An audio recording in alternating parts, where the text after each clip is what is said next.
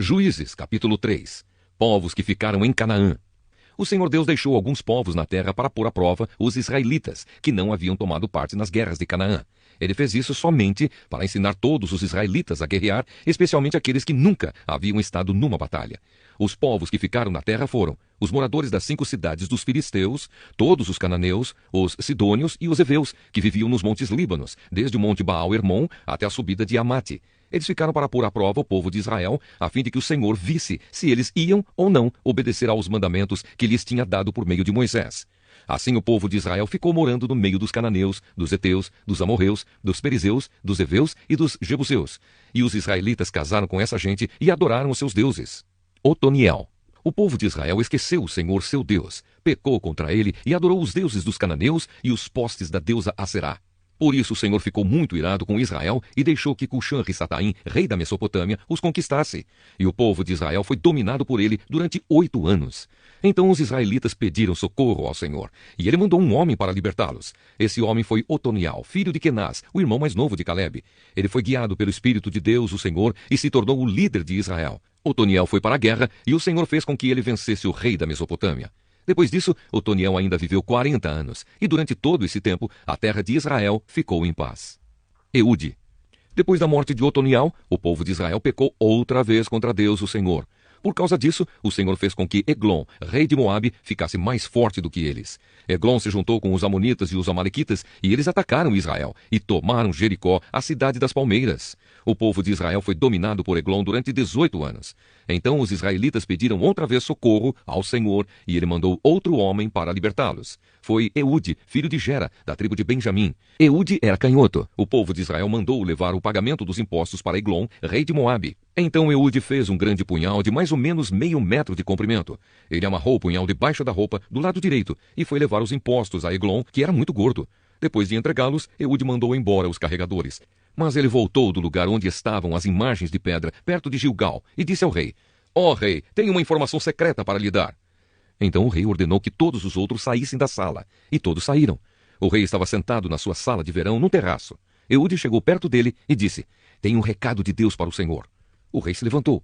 Então Eude, com a mão esquerda, tirou o punhal que estava no seu lado direito e o enterrou na barriga de Eglon. O punhal entrou até o cabo, e a gordura o cobriu porque Eude não o tirou da barriga do rei. E a ponta do punhal apareceu entre as suas pernas. Em seguida, Eude trancou as portas, saiu pela janela e foi embora. Aí os empregados chegaram e viram que as portas estavam trancadas. Então pensaram que o rei tinha ido ao banheiro. Esperaram muito tempo, mas como ele não abria a porta, pegaram a chave e a abriram. E o rei estava morto, caído no chão.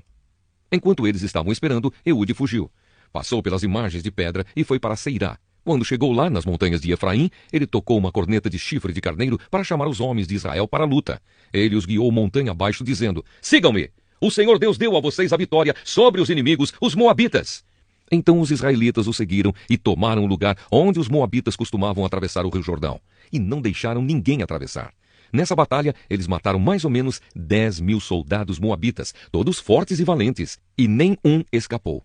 Assim os israelitas derrotaram Moabe naquele dia, e houve paz na terra de Israel durante 80 anos. Sangar. O líder seguinte foi Sangar, filho de Anate. Ele matou 600 filisteus com um ferrão de tocar bois, e assim ele também libertou o povo de Israel. Atos dos Apóstolos, capítulo 7. A defesa de Estevão.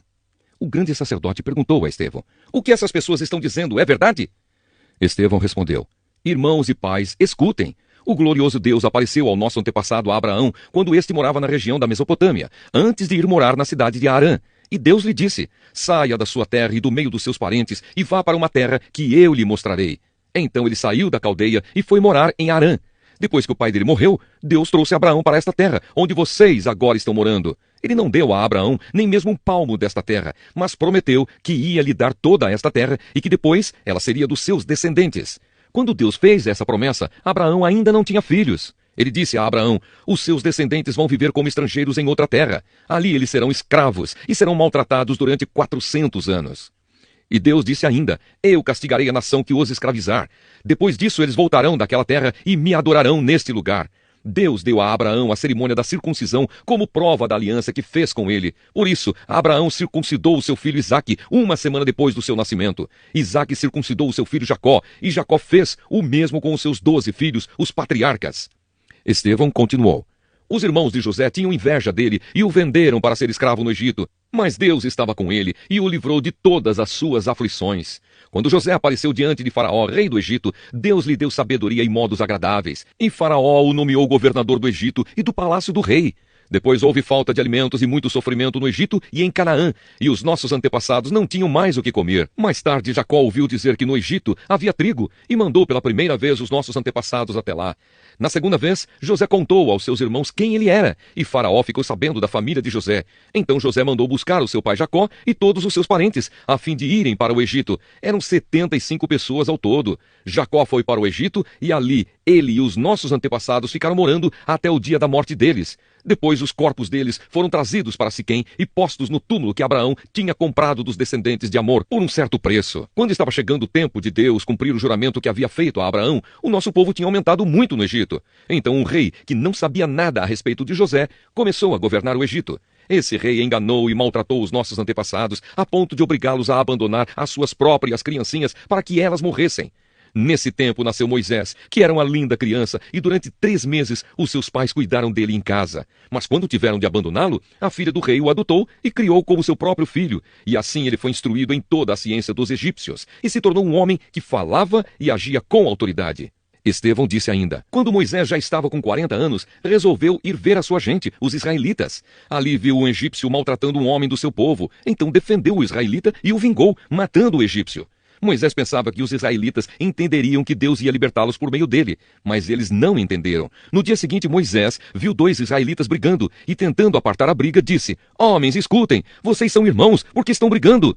Mas aquele que estava maltratando o outro empurrou Moisés para um lado e disse: Quem pôs você como nosso chefe ou nosso juiz? Você está querendo me matar como matou o egípcio ontem? Quando Moisés ouviu isso, fugiu do Egito e foi morar na terra de Midian, e ali nasceram 2 filhos dele. 40 anos mais tarde, quando Moisés estava no deserto, perto do monte Sinai, um anjo apareceu a ele no meio do fogo de um espinheiro que estava queimando. Moisés ficou admirado com o que estava vendo e chegou perto para ver melhor.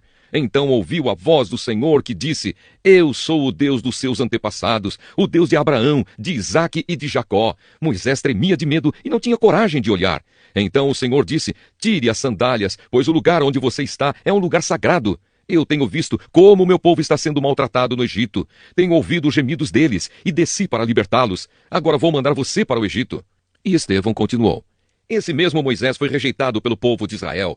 Eles lhe perguntaram: Quem pôs você como nosso chefe ou nosso juiz? Deus enviou esse Moisés como líder e libertador, com a ajuda do anjo que apareceu no espinheiro. Foi ele quem tirou os israelitas do Egito, fazendo milagres e maravilhas naquela terra e também no Mar Vermelho e no deserto durante 40 anos. Foi esse mesmo Moisés quem disse aos israelitas: Do meio de vocês, Deus escolherá e enviará para vocês um profeta, assim como ele me enviou.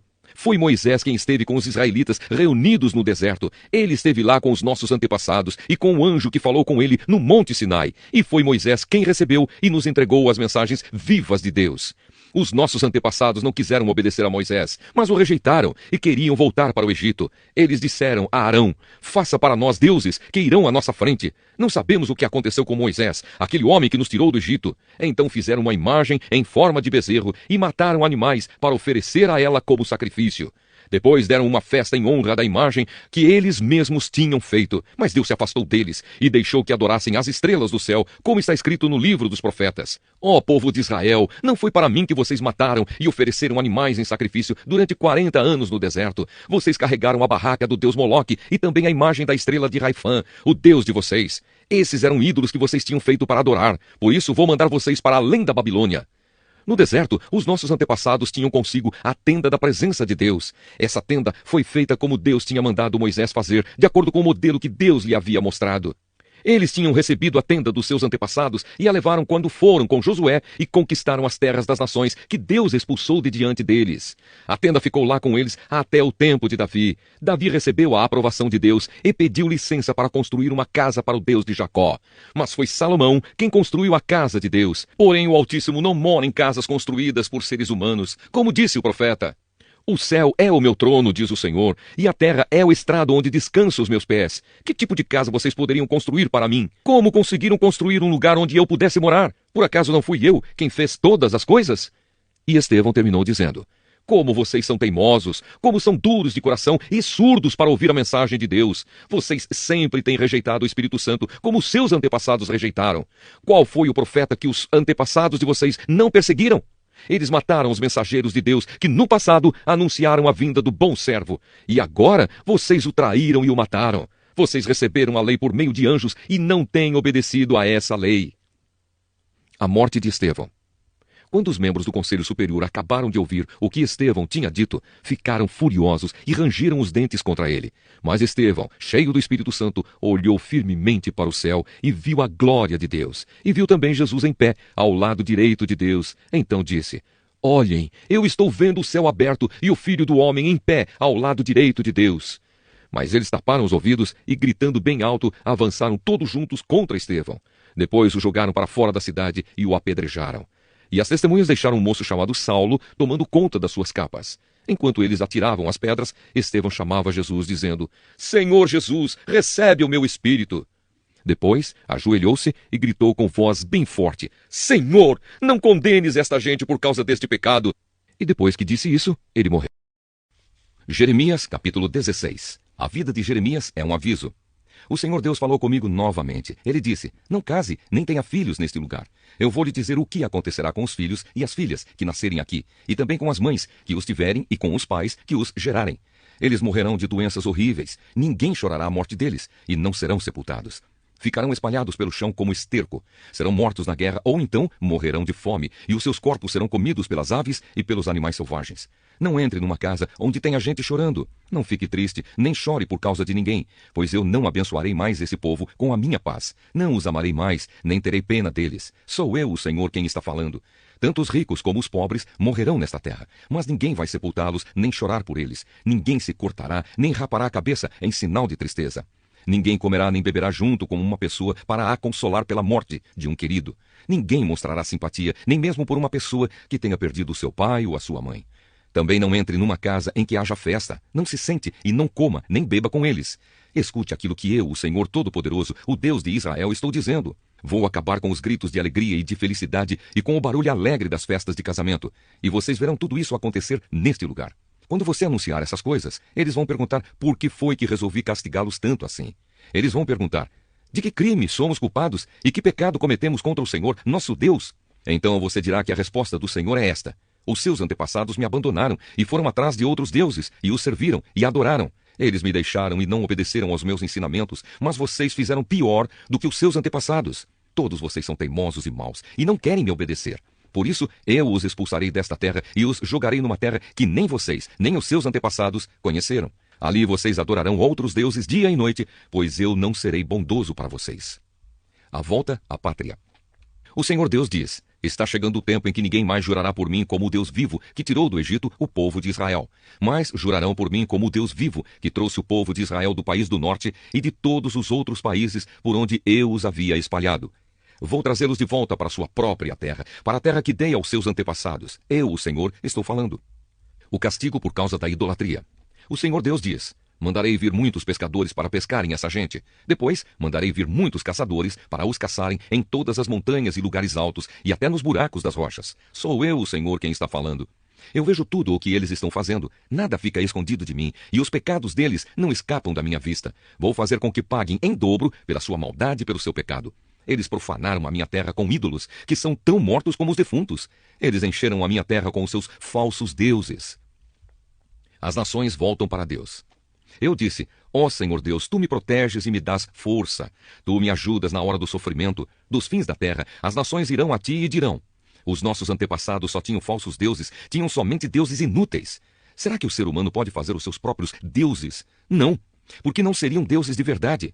O Senhor disse: por isso farei com que eles conheçam a minha força e o meu poder uma vez para sempre, e eles saberão que o meu nome é Senhor. O Evangelho de Marcos, capítulo 2. Jesus cura um paralítico. Alguns dias depois, Jesus voltou para a cidade de Cafarnaum e logo se espalhou a notícia de que ele estava em casa. Muitas pessoas foram até lá e ajuntou-se tanta gente que não havia lugar nem mesmo do lado de fora, perto da porta. Enquanto Jesus estava anunciando a mensagem, trouxeram um paralítico. Ele estava sendo carregado por 4 homens, mas por causa de toda aquela gente, eles não puderam levá-lo até perto de Jesus. Então fizeram um buraco no telhado da casa, em cima do lugar onde Jesus estava, e pela abertura desceram o doente deitado na sua cama. Jesus viu que eles tinham fé e disse ao paralítico: "Meu filho, os seus pecados estão perdoados." Alguns mestres da lei que estavam sentados ali começaram a pensar: "O que é isso que esse homem está dizendo? Isso é blasfêmia contra Deus! Ninguém pode perdoar pecados, só Deus tem esse poder." No mesmo instante, Jesus soube o que eles estavam pensando e disse: "Por que vocês estão pensando essas coisas? O que é mais fácil dizer ao paralítico: os seus pecados estão perdoados, ou levante-se, pegue a sua cama e ande? Pois vou mostrar a vocês que eu, o Filho do Homem, tenho poder na terra para perdoar pecados." Então disse ao paralítico: "Eu digo a você, levante-se, pegue a sua cama e vá para casa." No mesmo instante, o homem se levantou na frente de todos, pegou a cama e saiu. Todos ficaram muito admirados e louvaram a Deus, dizendo: "Nunca vimos uma coisa assim." Jesus e Levi. Jesus saiu outra vez e foi para o lago da Galileia. Muita gente ia procurá-lo, e ele ensinava a todos. Enquanto estava caminhando, Jesus viu Levi, filho de Alfeu, sentado no lugar onde os impostos eram pagos. Então disse a Levi: "Venha comigo." Levi se levantou e foi com ele. Mais tarde, Jesus estava jantando na casa de Levi. Junto com Jesus e os seus discípulos estavam muitos cobradores de impostos e outras pessoas de má fama que o seguiam. Alguns mestres da lei que eram do partido dos fariseus, vendo Jesus comer com aquela gente e com os cobradores de impostos, perguntaram aos discípulos: "Por que ele come e bebe com essa gente?" Jesus ouviu a pergunta e disse aos mestres da lei: "Os que têm saúde não precisam de médico, mas sim os doentes. Eu vim para chamar os pecadores e não os bons." Jesus e o jejum. Os discípulos de João Batista e os fariseus estavam jejuando. Algumas pessoas chegaram perto de Jesus e disseram a ele: "Os discípulos de João e os discípulos dos fariseus jejuam. Por que é que os discípulos do Senhor não jejuam?" Jesus respondeu: "Vocês acham que os convidados de um casamento jejuam enquanto o noivo está com eles? Enquanto ele está presente, é claro que não jejuam. Mas chegará o tempo em que o noivo será tirado do meio deles. Então sim, eles vão jejuar. Ninguém usa um retalho de pano novo para remendar uma roupa velha, pois o remendo novo encolhe e rasga a roupa velha, aumentando o buraco.